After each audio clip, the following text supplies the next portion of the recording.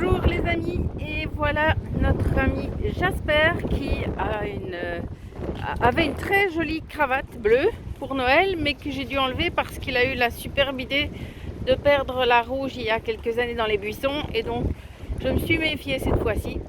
Et vous allez être content parce que vous allez découvrir Mademoiselle Luna qui a accepté de mettre son pull de Noël pour faire la promenade et marcher malgré tout. Donc voilà, pour ceux qui avaient mal au cœur pour elle, elle est plus au chaud aujourd'hui. Alors, ben ça y est, on est en 2025. Alors malheureusement pas de neige pour la Belgique. Peut-être dans les Ardennes un petit peu éventuellement, mais ici rien du tout. Du vent, du froid, du gris et un ciel bien chargé. Je suis partie un peu tard pour la balade. J'avoue que ça piquait un peu ce matin, hein. Aller se coucher à 5h30 du matin, c'est plus de mon âge.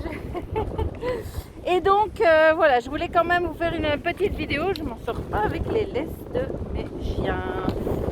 J'aimerais bien la cacher celle-ci. Et je suis désolée pour le vent, hein. J'ai essayé de cacher mes écouteurs, mais malgré tout, il est possible que vous soyez dérangés par le vent. Alors, je voulais aujourd'hui vous présenter mes vœux en vous racontant un petit peu plus de choses sur moi, la petite Luna qui suit, parfait. Quand j'étais petite, j'ai grandi moi dans un milieu extrêmement bohème parce que mes deux parents étaient artistes. Je dis étaient parce que je n'ai plus que ma maman. Pour ceux et celles qui ne le savent pas, mon père est décédé suite aux injections vaccinales anti-KO en juin 2023. Et j'ai récemment obtenu la preuve médico-légale que c'était bien à cause de ces produits expérimentaux qu'il était décédé. Je suis désolée pour le vent. Je ne maîtrise pas les éléments de la nature. On dirait que je suis à la mer, franchement. Et les vagues sur l'eau, c'est vraiment ça, hein. Donc j'ai grandi dans un milieu extrêmement bohème, avec un papa qui n'était pas du tout affectueux, qu'il était même très très dur.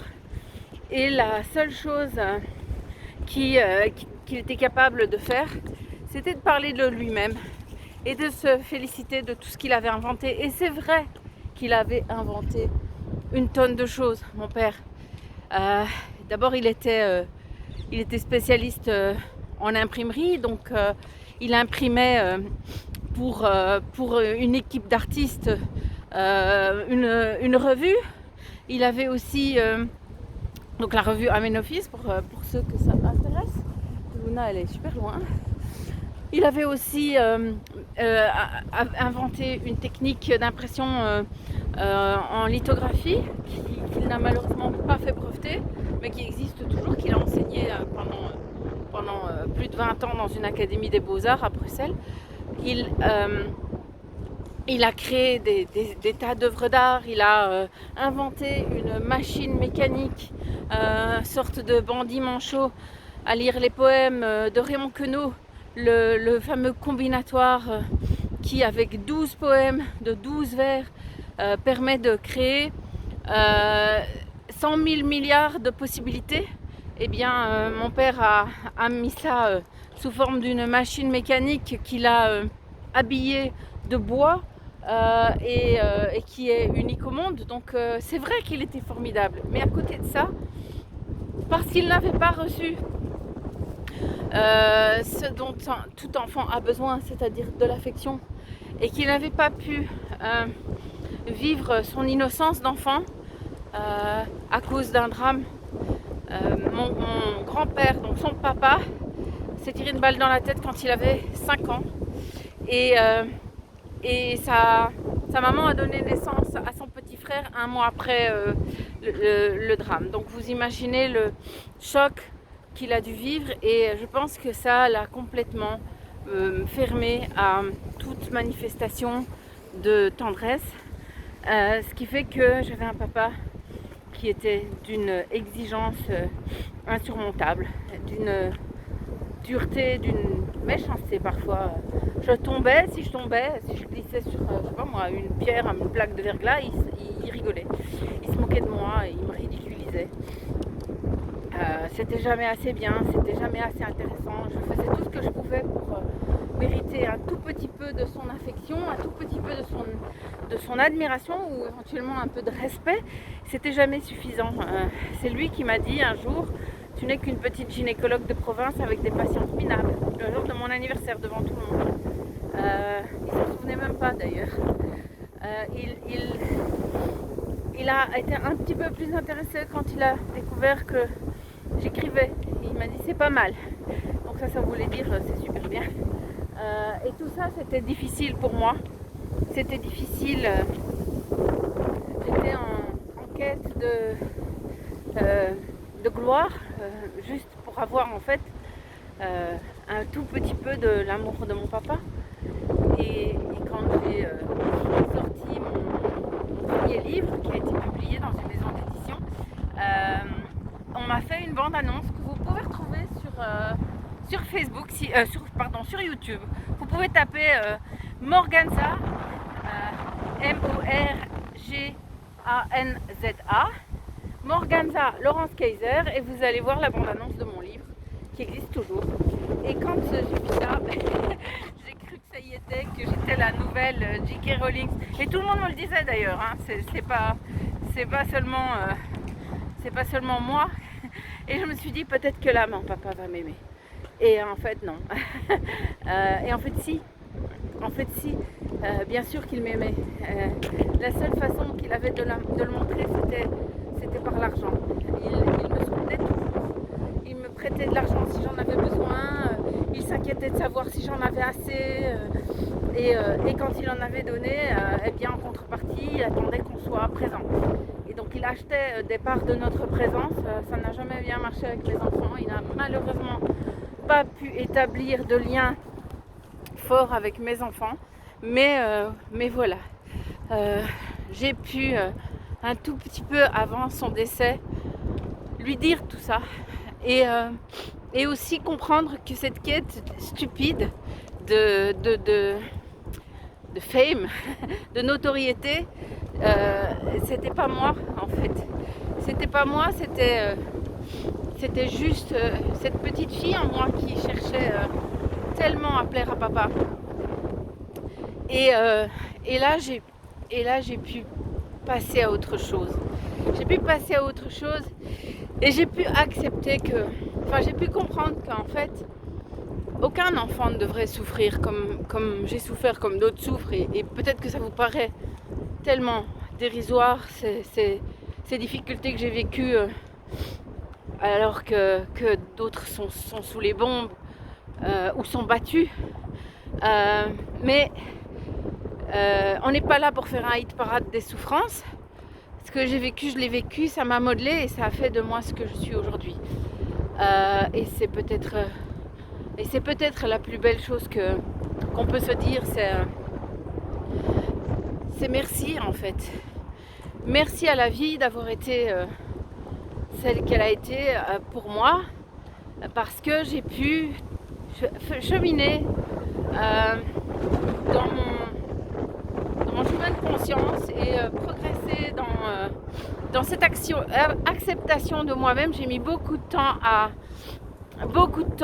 m'aimer, beaucoup de temps à comprendre plus ou moins qui je suis, beaucoup de temps à comprendre que j'avais rien à voir avec les souffrances de mon père, et encore plus de temps à pouvoir le lui dire, mais je lui ai pardonné.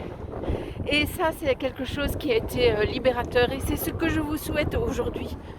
Pas parce que le pardon n'implique pas l'oubli, le pardon n'implique pas de passer à autre chose comme si de rien n'était, c'est pas vrai. Mais le pardon, c'est faire la paix avec soi-même. Nous avons besoin aujourd'hui de courage, de force. Nous avons besoin d'une juste colère par rapport à ce qu'on nous a fait subir. Dans quelques semaines, ça fera 5 ans. 5 ans que le monde a basculé, 5 ans que beaucoup de gens qui n'étaient conscients de rien se sont rendus compte de tous les mensonges, qu'on nous sert tout le temps. Et il y a beaucoup de gens aussi qui souffrent énormément de séquelles, soit de l'infection elle-même, soit de ces injections soi-disant salvatrices, et aussi des enfants qui ont été traumatisés, des petits bouts qui n'ont pas appris à sourire, qui n'ont pas appris à lire les émotions des autres, et qui ont grandi pendant des mois et des années en vase clos, et qui sont maintenant en grande difficulté pour se sociabiliser. Je suis désolée pour le vent. Et donc, c'est ça que je peux vous souhaiter pour 2025. De la force, du courage, de la résilience. Et mon chien qui vient de sauter dans l'eau. il a laissé tomber. C'est un peu froid, non? Ah, quelle zouave. De la résilience, mais aussi pardonnez-vous. Pardonnez-vous d'avoir été naïf, d'avoir été trompé, de vous être laissé avoir, d'avoir peut-être injecté à vos enfants. Pardonnez-vous, mais travaillez avec votre colère à vous soigner, à vous guérir et à obtenir justice, parce que le pardon pour moi nécessite cette notion de justice. Il n'est pas normal que vous soyez abattu sur votre chaise en disant voilà, c'est comme ça et maintenant j'ai perdu ma santé. On vous l'a prise, on vous l'a volée, c'est honteux, c'est un scandale qu'on ne peut pas laisser passer. Mais il faut avancer en vous traitant bien vous-même, en prenant soin de vous-même maintenant et en considérant, contrairement à ce qu'on vous a appris, que oui, vous êtes capable de comprendre ce qui vous arrive, vous êtes capable de prendre soin de vous, vous êtes capable, plus que votre médecin, de savoir qu'il y a quelque chose qui ne va pas dans votre corps et de vous faire entendre, de vous faire respecter. C'est celui qui ne... On ne néglige que celui qui se laisse négliger. C'est vraiment quelque chose d'important. Nous sommes, en tant qu'adultes, responsables de nos actes, même si on est victime. Et oui, vous êtes victime, mais vous êtes aussi responsable. Vous êtes des grandes personnes et vous pouvez vous occuper de vous maintenant et de vos enfants pour que justice soit faite et pour que des solutions soient trouvées, pour qu'on ne vous oublie pas et que vous ne sombriez pas dans une espèce de fatalisme qui n'est pas de mise aujourd'hui, parce que sinon c'est vos gosses qui vont revivre la même chose encore et encore et encore. C'est vraiment quelque chose d'essentiel. Alors je vous souhaite d'avoir beaucoup de compassion pour vous-même, de charité pour vous et pour autrui, et de résilience, mais surtout, aimez-vous, faites-vous confiance, et pardonnez-vous. Voilà, c'est vraiment mon message de cette année. Pour pouvoir avancer, il faut poser les actes. Il faut savoir que jusqu'ici, vous avez été traités comme des enfants par un pouvoir qui vous méprise, et qu'aujourd'hui, il ne faut pas oublier que s'ils ont le pouvoir, c'est qu'on leur a donné. C'est avec notre argent qu'ils sont devenus riches.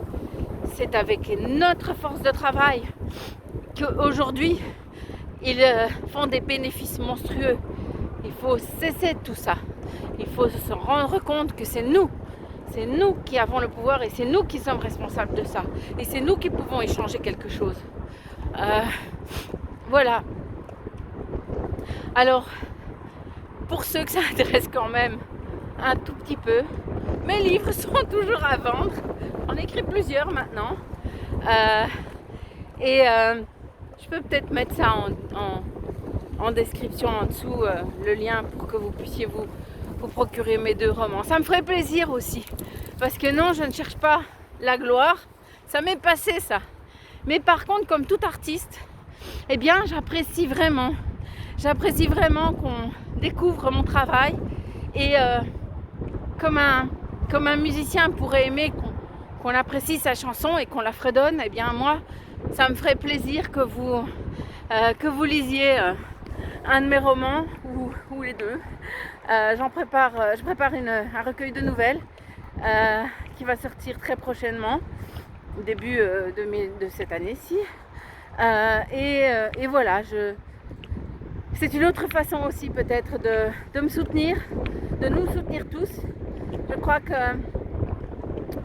la parole des médecins, elle est vraiment essentielle dans cette crise, puisque c'est une crise qui a démarré par le sanitaire pour ensuite dériver complètement vers la santé unique, un One Health que l'OMS voudrait nous imposer, c'est-à-dire que tout serait santé, la sexualité serait santé, l'environnement serait santé, les animaux seraient santé. Il faut voir encore ce qu'ils appellent santé, parce que pauvres bêtes qui sont en train de vacciner à l'ARN messager pour nous les faire bouffer derrière. Enfin bon, les plantes seraient santé, hein, avec les OGM irradiés, modifiés et stérilisés. Enfin, ces gens sont fous.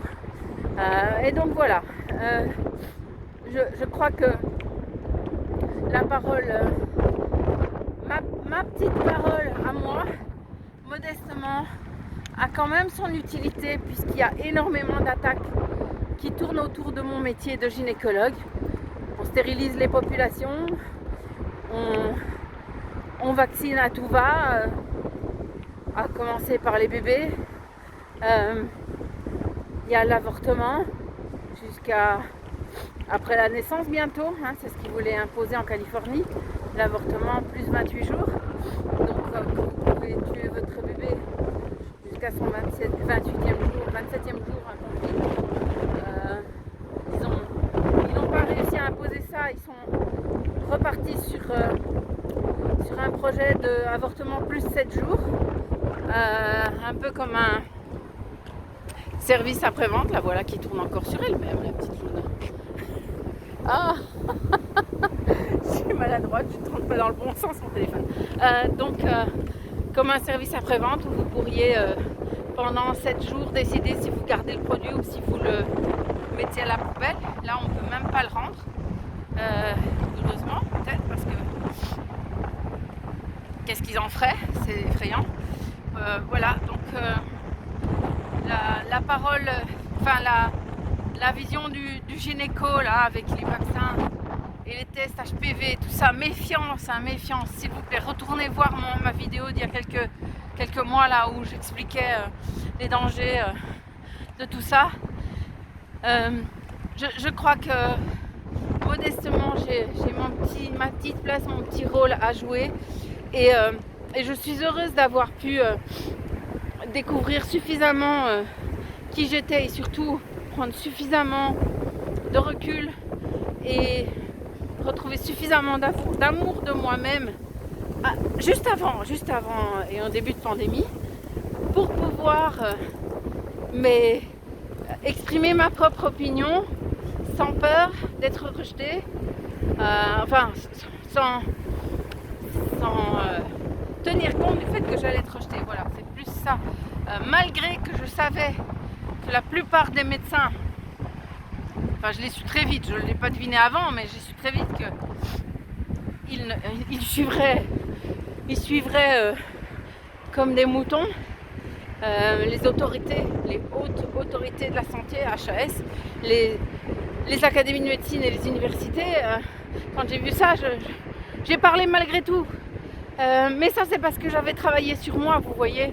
Maintenant à vous aussi. Souvenez-vous que toutes les souffrances que vous avez vécues, vous les avez vécues pour vous donner de la force, pour vous donner suffisamment de force, pour vous battre aujourd'hui contre tout ce qui nous arrive, pour résister et pour faire éclater la vérité, la justice et un nouveau monde.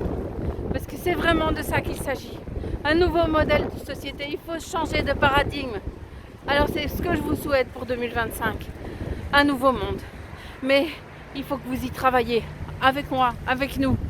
Tous ensemble. Je suis avec vous. Je vous aime très fort. Et je ne vous lâcherai jamais. Pour tous les enfants du monde, présents et à venir. Meilleurs vœux 2025.